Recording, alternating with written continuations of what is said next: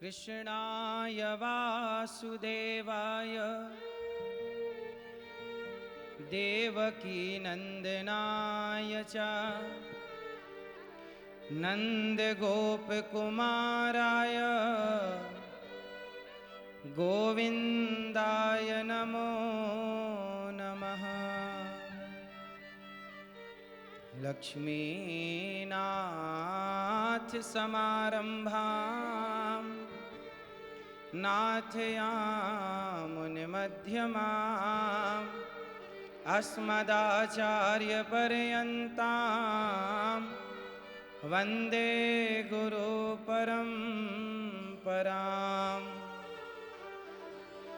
बोलिए भक्तवत्सल भगवान की जय। श्री वृंदावन धाम की जय। श्री यमुना महारानी की जय। सुदामा कुटी की जय। सभी संतों की जय। व्यासाय विष्णु रूपाय परम पूज्य महाराजा श्री के श्री चरणों में दास अनिरुद्ध का कोटि कोटि दंडवत प्रणाम। मंचस्थ सभी संतों के श्री चरणों में दास अनिरुद्ध आप सबके चरणों की रज अपने माथे पे रखते हुए अपने को कृतार्थ कर रहा है। पूज्य गुरु जी सुदामा कुटी वाले पूज्य महाराज जी और जिनका ये पावन उत्सव चल रहा है, जिनके द्वारा सुदामा कुटी की स्थापना हुई। पूज्य महाराज जी देखिए, संत बड़े परमार्थी, संतों ने जो नींव रखी वो परंपराएं अभी भी चल रही हैं।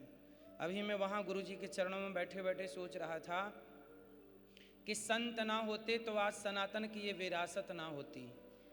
यदि सनातन जिंदा है तो संतों के बल पर, ऐसे महापुरुषों के बल पर जिंदा है। जहाँ लोग अपने लिए सब कर रहे हैं, आज के युग में सब लोग लगभग अपने बारे में ही तो सोच रहे हैं, लेकिन आज भी इस देश में संत हैं जो अपने बारे में नहीं, राष्ट्र के बारे में सोच रहे हैं। और सुदामा कुटी वृंदावन का वह स्थान है जहाँ किसी को कहीं भोजन मिले ना मिले, पर सुदामा कुटी सदा भोजन के लिए तैयार रही है, सदा। आज भी समाज की सेवा सुदामा कुटी के देखो, लोग कहते हैं साधु लोग तो बैठे बैठे खाते हैं, जितना खाते हैं उससे कई गुना ज़्यादा संत खिला देते हैं। भूखे रहकर जैसे माँ अपने बच्चे का पेट भरती है और खिलाते खिलाते कई बार उसके लिए नहीं बचता, सब बच्चों को बांट देती है। जैसे माँ होती है बच्चों को खिलाती है, ऐसे ही संत उस माँ की भूमिका में है कि समाज के लिए तन मन धन से जो उनके पास है सब कुछ न्यौछावर समाज के लिए कर देते हैं। इसलिए इस राष्ट्र को संतों का सदा आदर और ऋणी होना चाहिए। अब देखिए, गोस्वामी श्री तुलसीदास जी, आज हम लोग यदि कहीं धर्म की बात करते हैं, राम की बात करते हैं, तो राम को जानने का सबसे बढ़िया तरीका क्या है? बोले रामचरितमानस पढ़ लीजिए। और रामचरितमानस देने वाले कौन? श्री गोस्वामी जी संत हैं। आज बात बात में लोग कबीरदास जी की बात का जिक्र करते हैं, कबीरा सब जग निर्धना धनवंता नहीं कोई। कबीर जी कौन? संत। सूर जी के पदों की चर्चा होती है। यदि संतों के साहित्य को हटा दिया जाए तो आध्यात्म में कोई साहित्य नहीं रह जाएगा, सब गूंगे हो जाएंगे। यदि आज किसी की वाणी कुछ बोलने के योग्य है तो वो संतों के बल पर ही तो है। इसलिए संतों का बड़ा योगदान इस धरा पर रहा। और पूज्य सुदामा कुटी वृंदावन की वह पावन भूमि है जहाँ गौ का, ब्राह्मण का, संत का, अतिथि का, सामान्य जनमानस का सदा से आदर सम्मान होता आया है। और हम सब लोग सुदामा कुटी से ही प्रेरणा लेते हैं। और हमारे मध्य में पूज्य सुदामा कुटी वाले पूज्य आचार्य चरण विराजे हैं, जो अपने आप में संत की परिभाषा क्या होती है तो पूज्य महाराज जी को देख लिया जाए तो यही परिभाषा, चलती फिरती परिभाषा है। परिभाषा क्या है? जो लक्षण संतों के गिनाए हैं, तितिक्षवः कारुणिकाः सुहृदः सर्वदेहिनां अजात शत्रवः शांता साधवः साधुभूषणः। जितने भी लक्षण संतों के गिनाए हैं, आज भी वृंदावन में हमारे पूज्य संत आचार्य चरण ऐसे हैं जिनमें ये सारे लक्षण घटित होते हैं।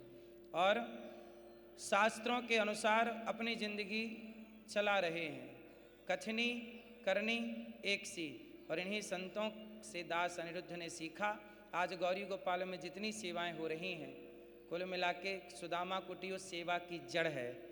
गौरी गोपाल तो पत्ता है, शाखा है एक छोटी सी, माँ की मूल जड़ तो सुदामा कुटी। जैसे आप आचार्य चरण हैं, संतों का आशीर्वाद है, संतों की बड़ी भूमिका है। गोस्वामी तुलसीदास जी बार बार संतों के चरणों में नतमस्तक होते हैं, और हम सभी सनातनियों को भी संतों का ऋण कभी भूलना नहीं चाहिए। आज विडंबना ये है, सभी संतों के चरणों में निवेदन करूं कि आज देखिए, बॉलीवुड के लोगों को लोग सितारे कहते हैं। अभी न्यूज़ खोल के देखिए तो न्यूज़ में चलता रहता है, कुछ न्यूज़ चैनल चलाते रहते हैं कि सितारे आए, सितारों ने डाली वोट। तो जो गुटखा बेच रहे हैं, शराब बेच रहे हैं, उन्हें इस देश में सितारा कहा जाता है, और संतों को पाखंडी ढोंगी कह के इग्नोर कर दिया जाता है। अच्छा, संतों को इग्नोर क्यों किया जाता है? क्योंकि संत सदा से अपना पक्ष रखते नहीं आए हैं, केवल समाज की सेवा में डूबे रहते हैं, समाज के लिए सोचते करते रहते हैं। कोई उन्हें गाली देता है तो संतों को लगता है हम क्यों जवाब दें, हम क्यों बोलें, भगवान देखेंगे, हम क्यों बोलें। संत तो दयावान है ना, संत हृदय नवनीत समाना। लेकिन मैं इन सभी संतों के चरणों में निवेदन करूं कि आज के युग में ये बात समाज को बताना जरूरी है कि जो गुटखा बेच रहे हैं, शराब बेच रहे हैं, गलत कह रहे हैं, गलत कर रहे हैं, उनको सितारा कहा जा रहा, सितारे आ गए। और जो संत वास्तविक में सितारा हैं, जो संत वास्तविक में इस देश का धन है, उन्हें अपमानित किया जाता है। इसलिए मैं चाहता हूँ, अच्छा गुरुदेव क्या होता है, बॉलीवुड के द्वारा षड्यंत्र चलता है। आप संत लोग बड़े सरल होते हैं तो उनका षड्यंत्र समझ नहीं पाते। रावण का षड्यंत्र माता सीता ना समझ पाई, भगवान राम समझते सब रहे थे, फिर भी लीला थी, पर बोला तो यही जाएगा कि नहीं समझ पाए।